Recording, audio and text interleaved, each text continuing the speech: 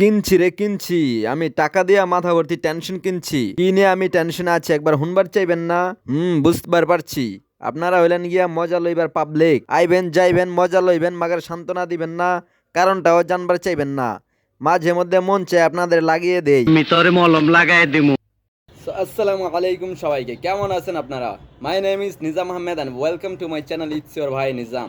So guys, কিছুদিন পূর্বে আমি গুলিস্তান মতিঝিল থেকে একটা ইলেকট্রিক চুলা কিনি, যেটা কেনার পর দিন থেকে আমি যখন নিয়ে এসছি বাসায়, তারপর দিন থেকে আমার চলতেছিল না চুলাটা। কারণ ওনারা তো আমাদের টেস্ট করে দিয়েছে যে হ্যাঁ চুলা হয়, মানে জলে গরম হয় এতটুকুই।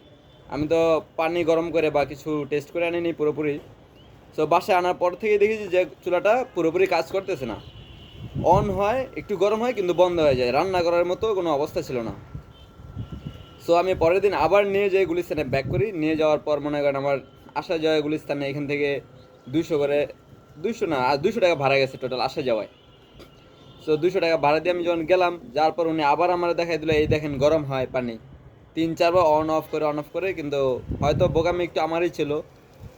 সো তারপর আমি আবার নিয়ে আসি, কিন্তু আসার পর যখন আমি আবার বাসায় ট্রাই করি যে পানিটা গরম দিই, গরম দেওয়ার পর দেখি গরম হয় না।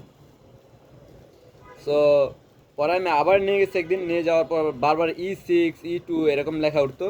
তো আমি আবার নিয়ে যাই ওনাদের কাছে যে ভাই আমার আজকে আমি পরে নেক্সট টাইম আমি পাতিলও নিয়ে যাই, পানিও নিয়ে যাই, যে আজকে আমার সামনে আপনি গরম দেন, আধা ঘন্টা রাখেন, যখন পানিটা ফুটবে তখন আমি মানবো যে হ্যাঁ চুলা আমার কাজ করতেছে। সো নিয়ে যাওয়ার পর লোক টেস্ট করলো, দেখা গেলো যে 10 মিনিট পরেই চুলাটা নিজে নিজে E6 E2 5 লেখা উঠে বন্ধ হয়ে যায়। সো তারপর আমি ওই দিনও আমার কিন্তু 200 টাকা খরচ গেছে। তো 2বার রানিং আমার আসা যাওয়ায় 200 করে 400 টাকা খরচ গেল 2 দিনে। সো পরে আমি দিয়ে আসলাম চুলাটা। দিয়ে আসার পর টাইম দিয়েছে যে 2 দিন পর আসেন। 2 দিন পর এরকম করতে করতে আমার 1 সপ্তাহ ঘুরাইছে ওনারা। 1 সপ্তাহ ঘুরানোর পর আমি চুলাটা আনি। আর যখন আমি আনতে যাই তখন আবার আমি চুলা একই সিস্টেম, যে পাতিল নিয়ে যাই, পানি নিয়ে যাই, যে আমার সামনে আপনি ফুটাবেন, টেস্ট করবো আমি, তারপর নিয়ে যাব। সো তারপরে যখন নিয়ে যাওয়ার পর টেস্ট করাই, আলহামদুলিল্লাহ কাজ করে, কিন্তু তখন আবার ওই লোক আমার কাছে আবার 200 টাকা দাবি করে যে আপনার চুলাটায় তেমন কোনো সমস্যা ছিল না, আপনি 200 টাকা সার্ভিস চার্জ দেন। কিন্তু কথা ছিল যে আমার চুলাটার মধ্যে 1 বছর না 2 বছর ওয়ারেন্টি ছিল। তো ওয়ারেন্টি থাকলে তো ওনাদের ফ্রিতে ঠিক করে দেওয়ার কথা। এক তো হলো আমি 3বার আসা যাওয়া, আমার ভাড়া 600 টাকা গেল, 200 টাকা ওনারা আবার বকশিস নিল। বকশিস বলেন, সার্ভিস চার্জ বলেন, যাই বলেন, তাহলে আমার 800 টাকা খরচ গেল, অথচ চুলাটা আমি একদিন ইউজ করতে পারলাম না।